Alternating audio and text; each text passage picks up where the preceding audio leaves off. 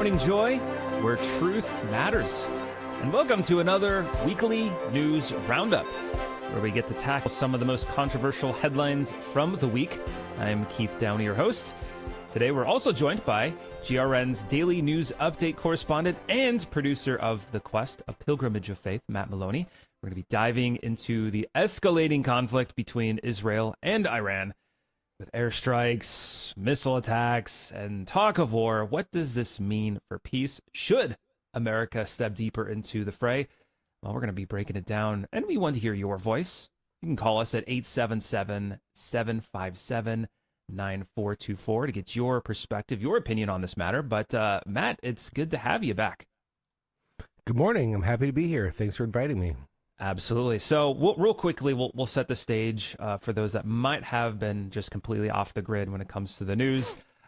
This week, the Middle East is basically on fire once again. On June 13th, Israel launched airstrikes on Iran's nuclear sites, killing over several hundred people, including civilians, and of course, reportedly setting Iran's nuclear program back months. Iran retaliated June 18th, firing missiles and drones, hitting an Israeli hospital in Beersheba, injuring hundreds and killing 24. Matt covered that in the news here. And the U.S., of course, under President Trump, is now weighing military action with a decision expected in about a couple weeks. So, Matt, I'm curious, what's the latest you're seeing on this escalation? Wow, it's just truly crazy. Just days ago, Trump said, I will make my decision in seconds. He says, war is always, war is a complicated thing, and I like to make my decisions last minute. Now, yesterday, Caroline Leavitt, spokesperson for the White House, said he's going to make his decision in a couple weeks. I think it's something that America needs to stay out of. I'm sure that we're already giving, some minor air support and some intelligence information. So we're involved in some way, most likely. But it is just really, really dangerous. I look at similar areas in the region and, well, let me back up. The question is, are we looking to end the nuclear situation in Iran, or are we looking for regime change? Israel seems to really want regime change. Trump has said that the nuclear program is the big issue for him. Right. Now, skipping to the other countries in the region, if we look what happened with Iraq, we toppled Saddam Hussein there, and we were left with ISIS in that situation. And so it wasn't better. We weren't really involved in Syria, but Syria had, the leader of Syria wasn't a great guy, but now the Islamic State is involved in Syria as well.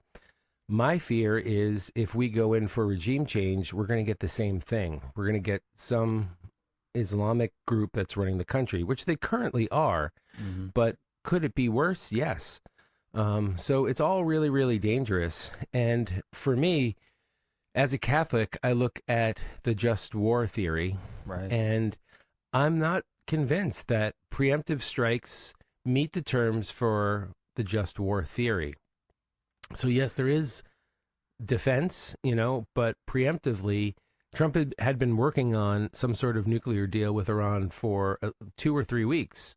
And yes, it did stall out, but it just seems like everything just escalated in such a flash that it's very disturbing for me. And you hear about it a lot on the news, and that's because it is so important. And it's a very dangerous and unstable situation. Yeah, I mean, just kind of getting the vibe from social media. I was on Instagram the other day, and it seemed like reel after reel was what to do if you are dealing with a nuclear blast. And it's like people are sharing all these different steps on what to do. And it's so convoluted to the point where I'm like, if I save this, if this happens, like I don't have the time to watch this to try to figure out I should be under, 7 feet of cement from the fallout. Right. It's like I should just stay in the state of grace. which is interesting. I'm glad you brought up, the just war, which for those out there want to maybe read up on the just war and what Catholics believe or the Catholic faith should believe. It's in the Catechism of the Catholic Church. I believe it's 2309, paragraph 2309. Lays it out pretty well as far as what a just war is. I can read out to you real quickly. The damage inflicted by the aggressor must be lasting, grave, and certain. All other means of resolution must be exhausted. There must be serious prospects of success, and the use of arms must not produce worse evils than the evil to be eliminated. And I think you've touched on it too, Matt. Like, both sides are claiming that they're acting in self-defense. I mean, you have Israel seeing Iran's nuclear program as an existential threat, while Iran sees Israel strikes as aggression.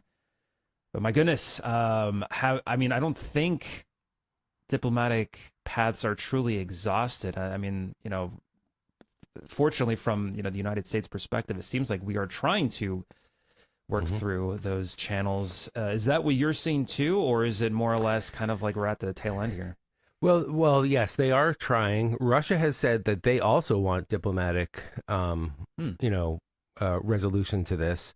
So that's positive. But Iran has said that while they're under attack, they're not going to come to the table. So we need some sort of at least pause for them to return to the table and to want to discuss this.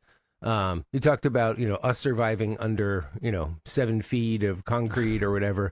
I mean, one of the reasons why America might get involved is because at the Furrow nuclear site, that's built deep into a mountain, and the only, bunker busting bombs that exist are U.S. made.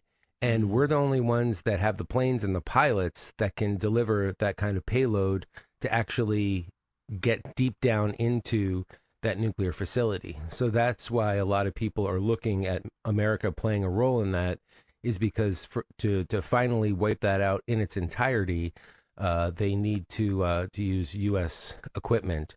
Now, they did just recently bomb a water site, a nuclear water site, at Arat.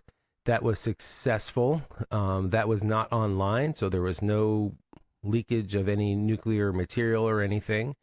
So that could be seen militarily as a victory. But Israel cannot get deep enough into that primary nuclear site without the assistance of the United States.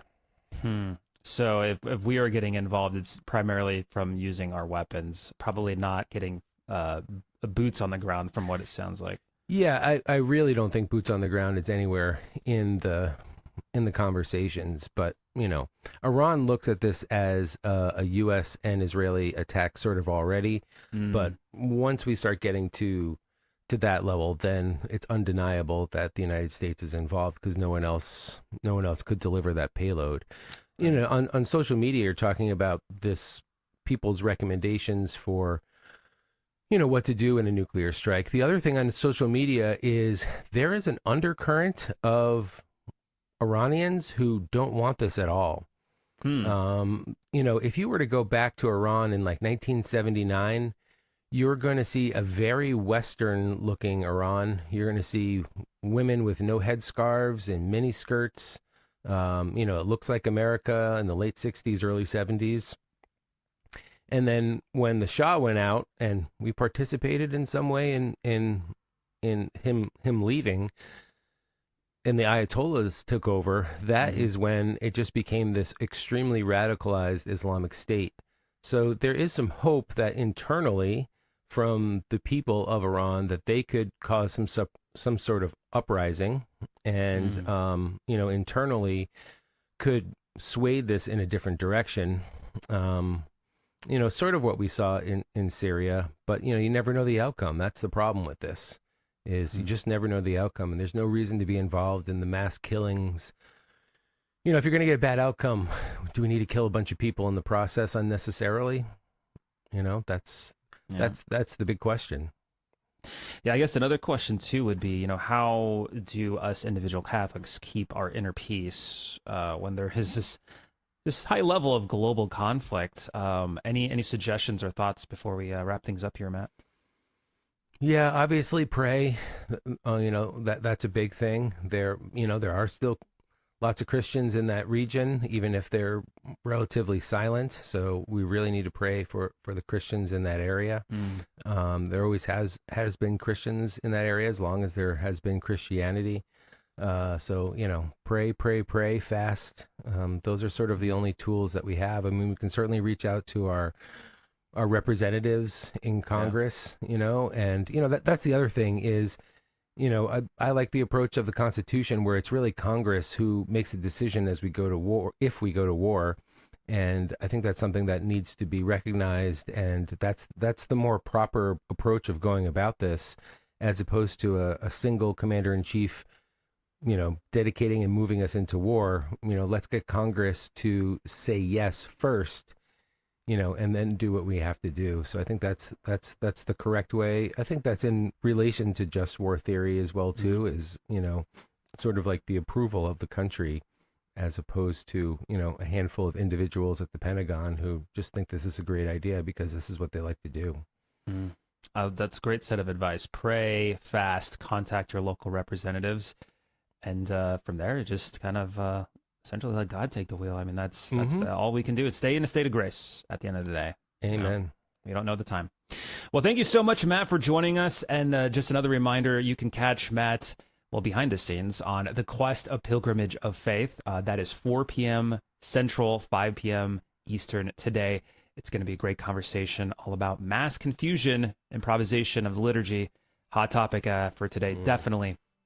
But thanks again, Matt. And that song that you're just hearing now, the music is playing. That means we're about to transition on over to our round table conversation online.